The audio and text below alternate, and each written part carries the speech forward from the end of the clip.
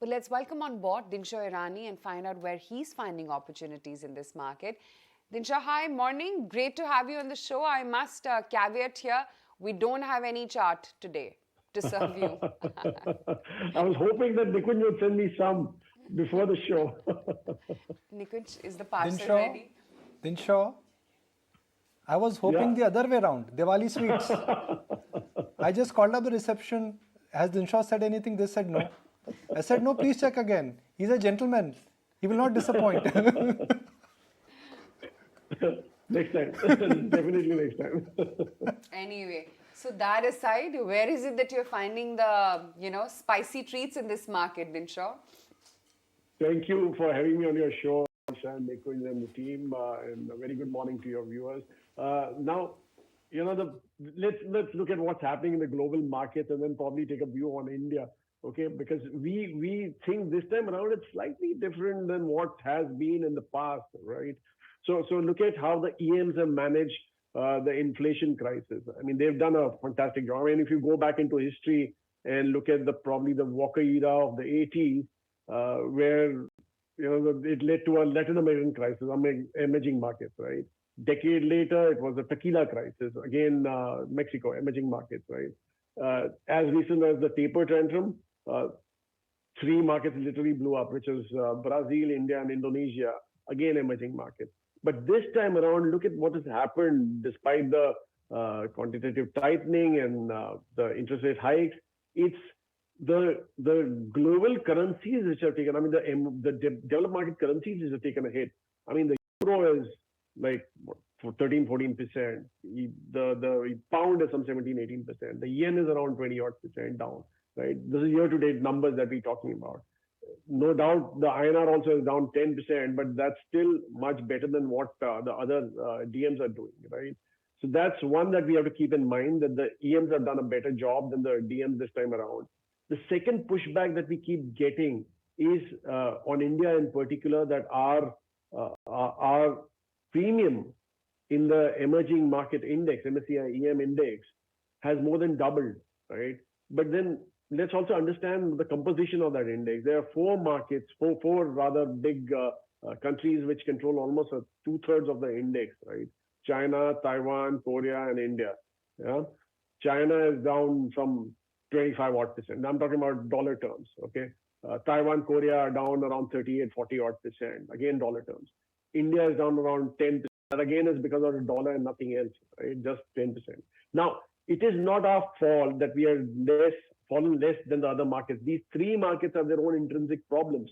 I mean, Korea is basically the way it's dependent on the US. Taiwan is mainly the semiconductor issues, and China has obviously their own homegrown issues about zero tolerance policy and stuff like that, and then coming down heavily on their tech companies.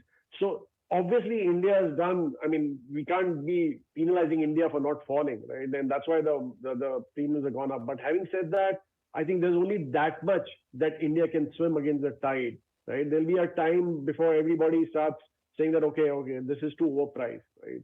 But then again, the fundamentals too are not looking that great as of now, because if you look at the September quarter and December quarter results which will be coming out, they won't be that exciting as such. You've already seen some few names which have come out, right? So it's obvious that the base case that we are working with today is that the market is going to flatten out for the next couple of quarters. That's the base case scenario. In a worst case, you may see a correction of 5-10%, but not too much. And upside also will be limited to that extent. But Dinshaw, I was wondering, where are the spicy treats in the markets? What is it that investors should be buying right now? You didn't answer that. So that's really what we did. We basically moved out of all external facing sectors, not all, but bulk of them as such. So IT was one big call that we undertook, that we said we don't want it anymore. And we were, in fact, our weight is now down to 0 in information technology and services sector. That was one big call that we took.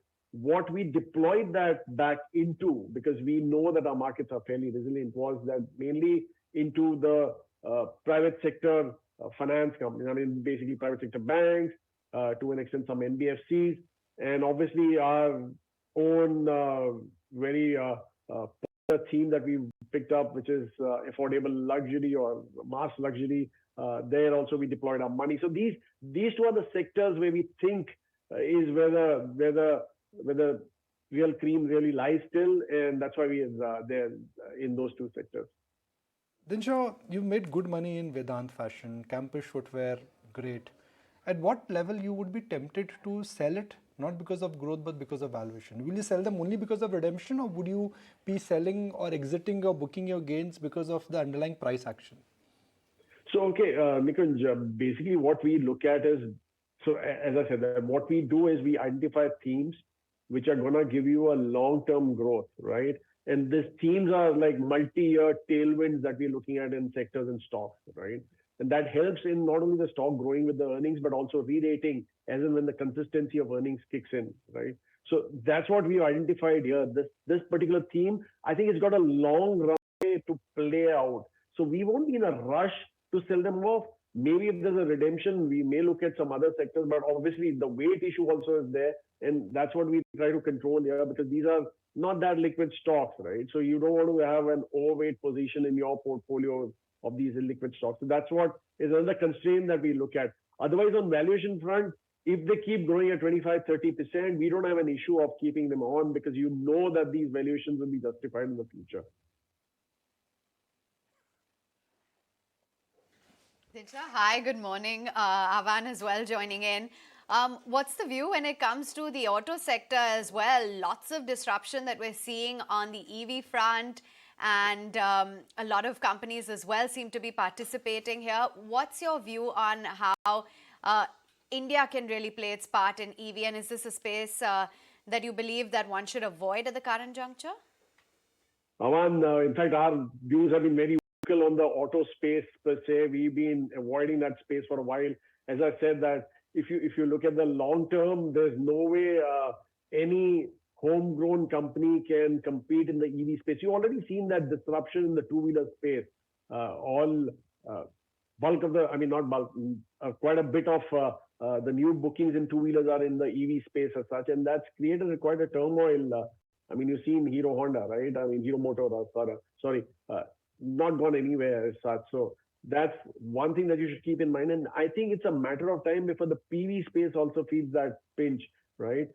Because, I mean, look at the kind of capexes the foreign auto manufacturers are putting in, $70 billion, $100 billion and all. And what are we talking about here? $1 billion here, a $3 billion there, a $4 billion here. So it's not, there's no way they can compete with this kind of a R&D in the EV space. And frankly, I mean, I think our call is that in this space, there won't be any winners for a while. It'll be only after a while when some leader comes out and starts winning in the space. Even the ancillary space, I don't think there's any player who can really gain out of this as such, apart from supplying some bits and pieces here and there. But I don't think that's going to work in a longer term basis. Sure. You zero on IT, and my Golgappa almost dropped when Samir told me last time that you were zero in IT, because that's a sector with Samir and Helios, and you've owned for a long, long time. The numbers so far from the top four, if I may use the word to describe TCS, Infosys, Wipro and HCL Tech, is not bad. All of them are indicating that, look, there are speed bumps, but this is not end of the road. Does it make sense to remain zero on IT after the correction and after the commentary? So, Nikunj, I don't drive my car looking at the rearview mirror, right?